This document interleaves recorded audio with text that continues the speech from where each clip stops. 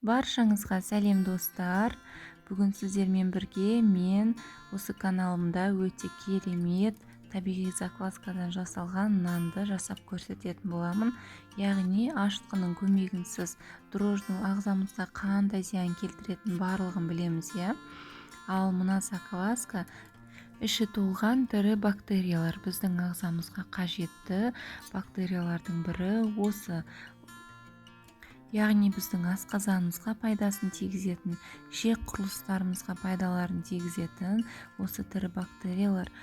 Егер де сіздер заквасканың қалай дайындалуын, қалай тамақтандыруын білмесеңіздер, мен сіздерге бөлек видео жасап қойдым. Менің арнамда бар, менің арнама тіркеліп, яғни сол видеоларды көре аласыздар. Ал қазір мен сіздерге тек қана нанның жасалу жолын көрсетейін, көп созбай.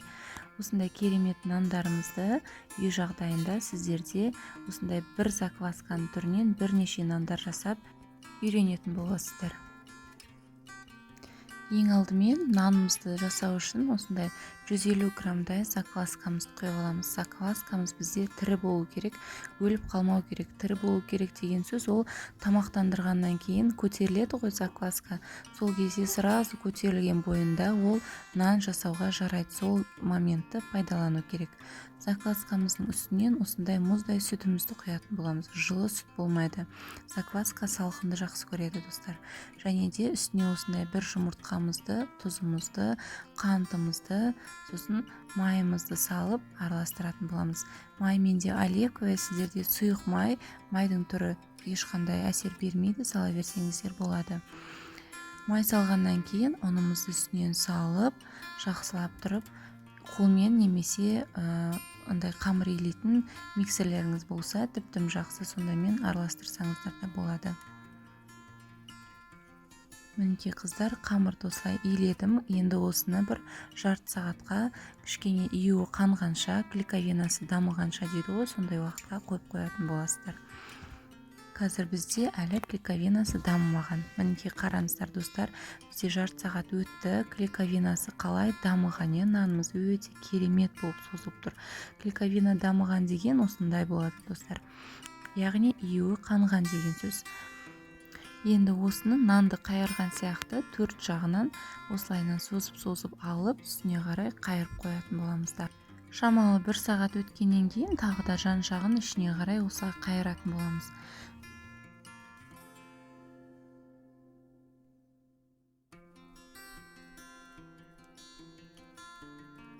Содан кейін нанымызды 3 сағатқа демалдыруға қоямыз.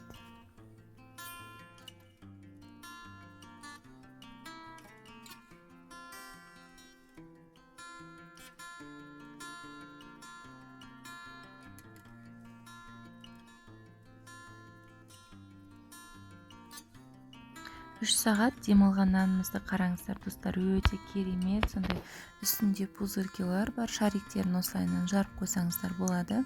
Қамырымызды ыдысымыздан түсіріп аламыз, дағыны 2 бөлікке бөліп, ол бөлінген 2 бөлікті тағы да 4 бөлікке бөліп шығамыз осылайынан. Одан кейін қолымызды майлап, әр бөлікті осылай ұзыннан созып алатын боламыз.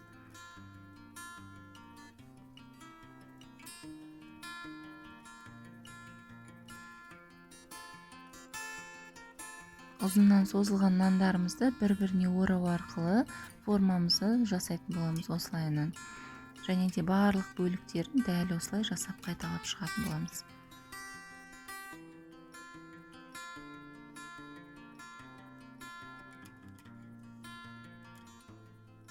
Қамырымызға формамызды жасап, осылайынан 1 сағатқа тағы да демалдырып қалдыратын боламыз.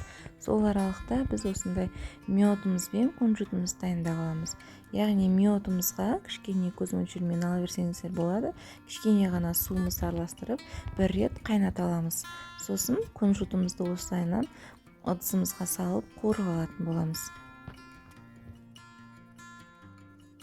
1 сағат өткеннен кейін дайын болған нандарымызды алып, бірінші миотымызға осылай барлығын батырып алатын боламыз. Одан кейін барып, кунжутымыздың үстіне аунатып алатын боламыз.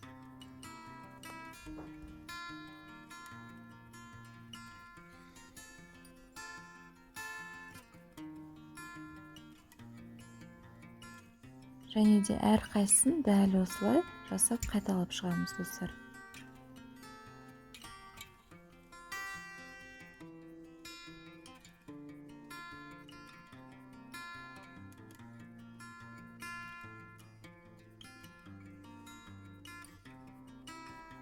Мінекей достар, менің нандарым осындай болып шықты, бірақтан да кішкене кунжутым аздай болып қалды, сонда да ештен кетпейді. Сіздер кунжутты молынан қылсаңыздар болады. Енді осыны 180 градусқа отқа жіберетін боламыз. Оттан шыққаннан кейін, суығаннан кейін осылайынан бөліп жіберсеңіздер болады. Дәмі деген өте керемет болып шыққан.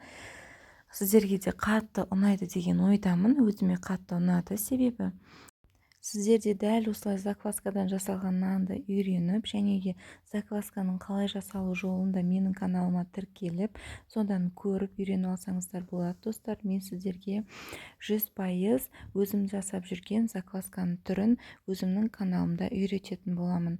Ал бүгінше сіздермен осындай керемет рецепттермен кездескенше мен сіздермен қимай қоштасамын достар. Сау болыңыздар.